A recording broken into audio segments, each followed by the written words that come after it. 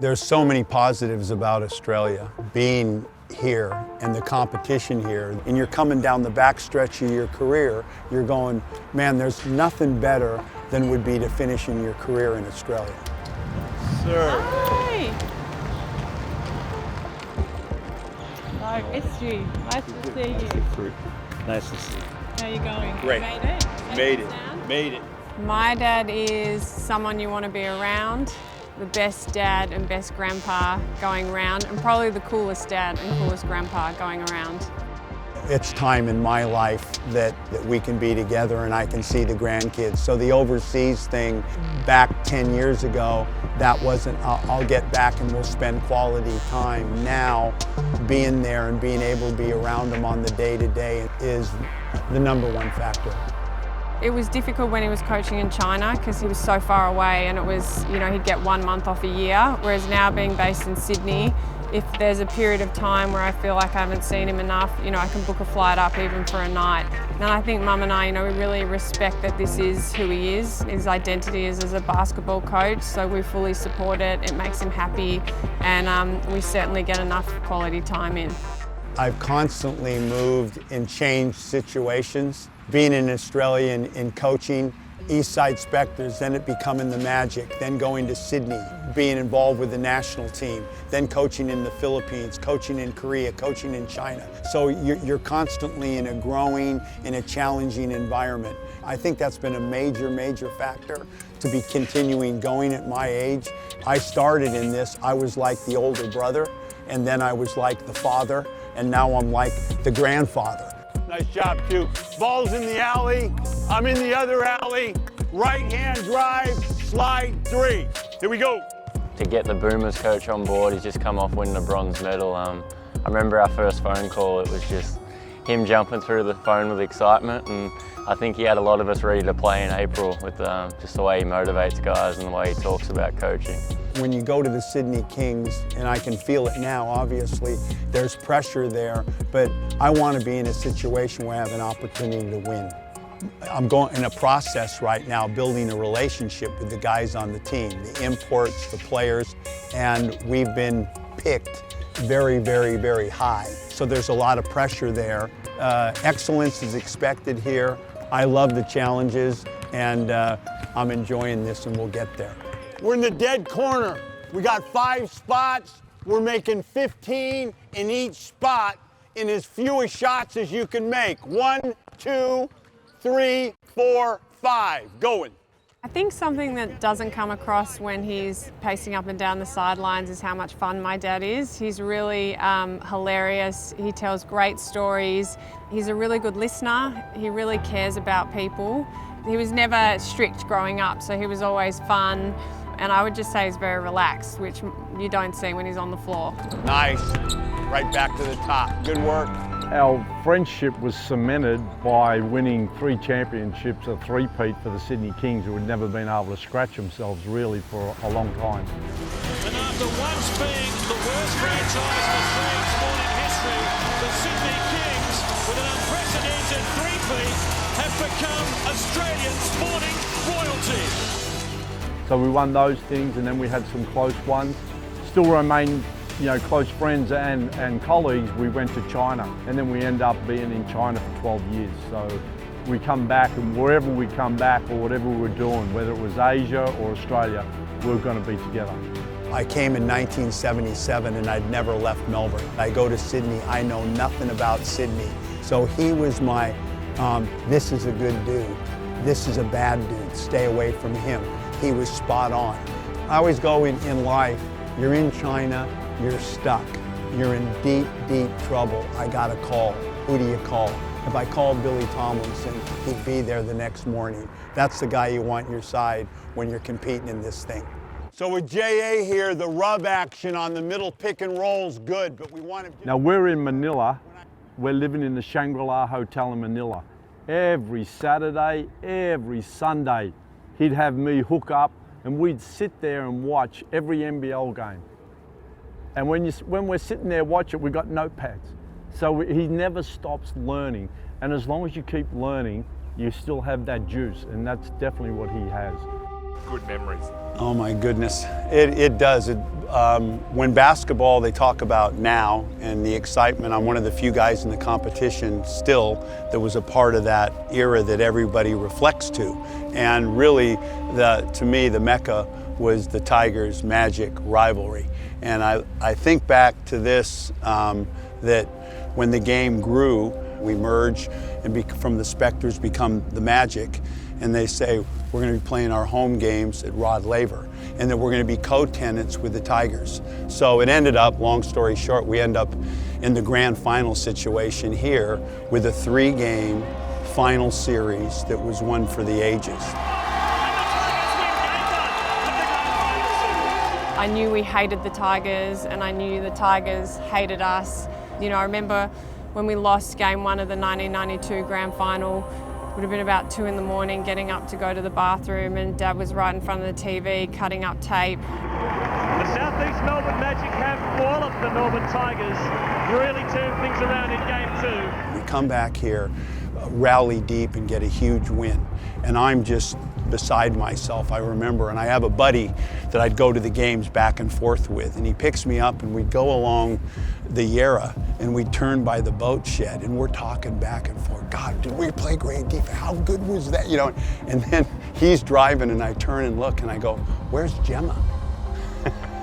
And he looks at me and goes, holy. You know, so we'd gotten 3/4 of the way home. My daughter was probably about 7 or 8, 9 at that time, you know, and she's still here. We're halfway down there. I left her at home. So I had to drive back, get in the car park. She's standing in front of the stadium in tears. It's hard to, the emotions that were going through you during that time, but it was epic. Magic by 7, 12 seconds left on the clock. They'll run it down. There was nobody better to compete against than Lindsay Gaze and the Melbourne Tigers. To be able to reflect back on that and think of those games and how you felt after a win, it's still unmatching. And the Magic are champions for season 92. Now it's time to celebrate. I mean, I'll always be involved in basketball, and the energy that I have, the competitive spirit I have, the emotion I have has not changed at all over that period of time. I don't want to, oh, you're this old, it's time to go. I want to go, and there'll be a time for sure, and it is coming, but I don't feel it at the present.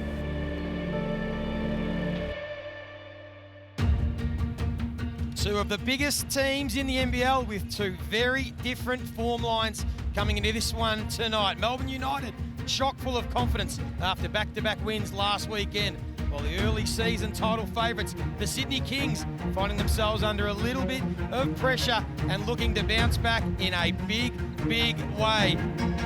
Disappointed you didn't do the fast feet through there. Those fast feet are done. How we doing? Good to see you.